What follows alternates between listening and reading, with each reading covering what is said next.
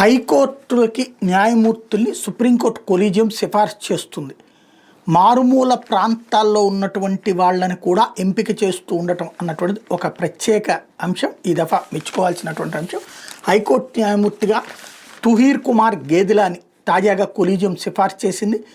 ఆయన ఉమ్మడి శ్రీకాకుళం జిల్లా, అంటే ప్రస్తుతం పార్వతీపురం మన్యం జిల్లా వీరఘట్టం మండలం కత్తుల కవిటి గ్రామానికి చెందినవారు కావటం, అంటే అంత మారుమూల ప్రాంతం నుంచి ఇప్పుడు ఏకంగా హైకోర్టు న్యాయమూర్తి కాబోతున్నారు.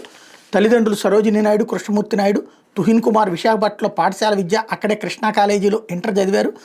ఎస్బీఎం న్యాయ కళాశాల నుంచి 5 ఏళ్ల LLB డిగ్రీ అందుకున్నారు. 94 మార్చి 9న బార్ కౌన్సిల్ న్యాయవాదిగా పేరు నమోదు చేసుకున్నారు. 2000-2004 మధ్య హైకోర్టులో సహాయ ప్రభుత్వ న్యాయవాదిగా పనిచేశారు. 2010-14 మధ్య గుంటూరు మున్సిపల్ కార్పొరేషన్ తరపున హైకోర్టులో స్టాండింగ్ కౌన్సిల్గా పనిచేశారు. 16-17లో హైకోర్టు న్యాయవాదుల సంఘం ప్రధాన కార్యదర్శిగా సేవలు అందించారు. ప్రస్తుతం సెంట్రల్ గవర్నమెంట్ స్టాండింగ్ కౌన్సిల్గా పనిచేస్తున్నారు.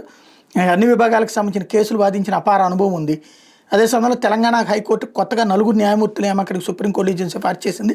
న్యాయవాదుల కోట నుంచి గౌస్ మీరా మొహినుద్దీన్, సుద్దాల చలపతిరావు, వాకిటి రామకృష్ణారెడ్డి, గాడి ప్రవీణ్ కుమార్లని ఎంపిక చేసింది.